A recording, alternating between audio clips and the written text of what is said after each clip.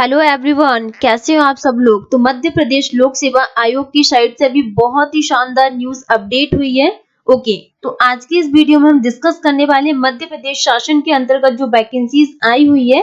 ठीक है, तो हम बात करने वाले हैं जैसे कि मध्य प्रदेश शासन के तकनीकी शिक्षा विभाग की साइड से कौशल विकास एवं रोजगार विभाग के अंतर्गत तकनीकी पदों की पूर्ति हेतु जो विज्ञापन आया हुआ है 2023 का। ओके, तो आज की इस वीडियो में हम डिस्कस करने वाले हैं सारी इंफॉर्मेशन के बारे में कि क्या क्या यहाँ पे एजुकेशनल क्वालिफिकेशंस मांगा हुआ है एंड किस किस पोस्ट के लिए वैकेंसीज अपडेट हुई है एंड कितनी कितनी यहाँ पे पोस्ट आई हुई है। ओके, तो हम चलिए डिस्कस करते हैं। जैसे कि यहाँ पे आवेदन करने की जो अंतिम तिथि है वो 2/5/2023 आप आवेदन कर सकते हैं आफ्टरनून तक। ओके, तो हम बात करें जैसे कि आवेदन पत्र भरने संबंधित आवश्यक निर्देश क्या क्या दिए हुए, तो चलिए हम डिटेल्स में डिस्कस करते हैं। जैसे कि क्या क्या पोस्ट आई हुई, जैसे कि प्राचार्य प्रथम श्रेणी के लिए क्या यहाँ पे अनिवार्य अर्हताएं है।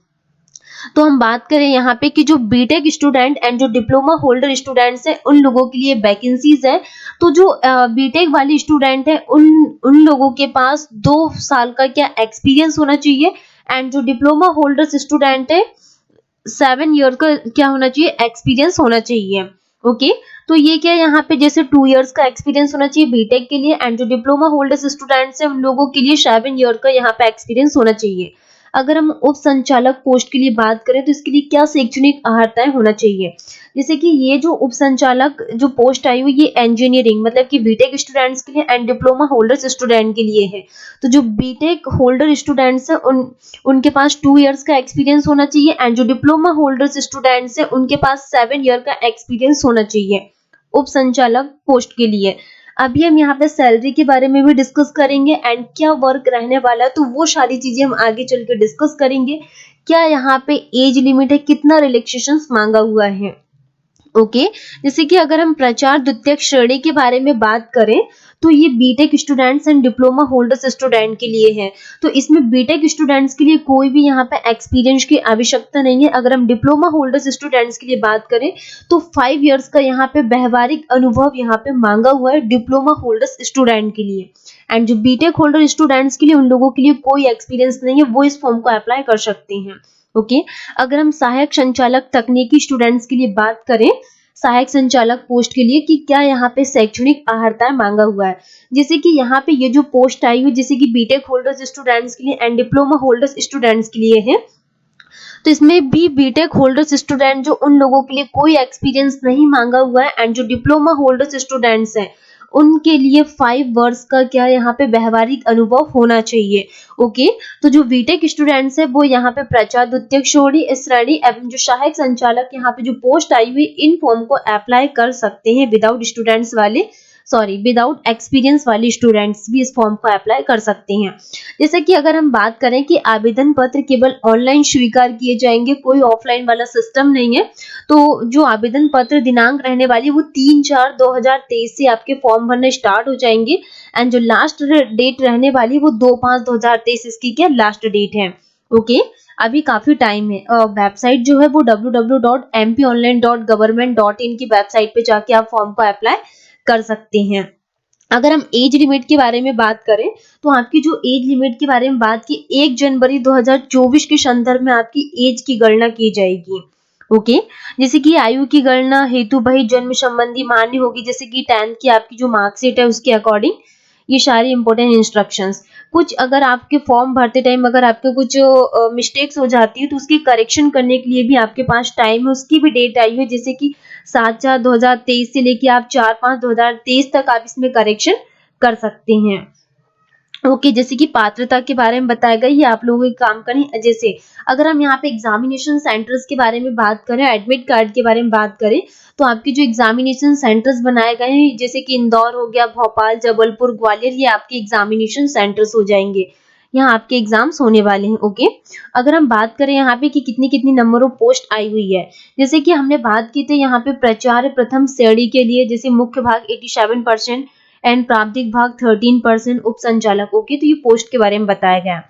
अगर हम बात कर रहे हैं जैसे कि प्राचार्य प्रथम श्रेणी के लिए कि कितनी नंबर ऑफ पोस्ट आई हुई है टोटल, तो यहाँ पे 29 नंबर ऑफ पोस्ट आई हुई है एंड इसकी सैलरी के बारे में बताया गया। अच्छी खासी इसकी सैलरी है 65,000 के अबव भी है।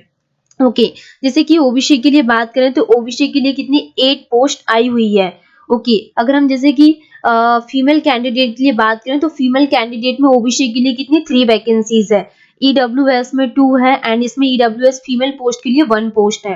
जैसे अच्छी खासी वैकेंसी किसमें यूआर पोस्ट में आई हुई है, कितनी 9 वैकेंसी है। ओके, अगर हम यहाँ पे बात करें किसके लिए उप संचालक के लिए कितनी पोस्ट है, तो उप संचालक के लिए 8 पोस्ट है। ओके, जैसे कि हम बात कर रहे थे यहाँ पे BTech holder student without experience वालों के लिए, तो जो प्रचार द्वितीय श्रेणी वाले जो पोस्ट थी आप उसमें अप्लाई कर सकते हैं। 96 वैकेंसी जो काफी ज्यादा है एंड जो उप संचालक की वैकेंसी थी सहायक संचालक उसमें 48 वैकेंसी विदाउट एक्सपीरियंस वाली स्टूडेंट बीटेक वाली इस फॉर्म को अप्लाई कर सकते हैं। एंड जो सैलरी रहेगी वो एई लेवल की रहेगी, 56,100 से लेके 1,70,500 ये आपका वेतन रहेगा। ओके, तो हमने बात कर लिया यहाँ पे किसके लिए कि पोस्ट के according total number of post कितनी आई है एंड क्या क्या सैलरी रहने वाली है। अगर यहाँ पे डिटेल्स में बात करें जैसे कि प्रचार प्रथम श्रेणी के बारे में कि क्या क्या आपका वर्क रहने वाला है, कितना यहाँ पे एक्सपीरियंस मांगा हुआ है।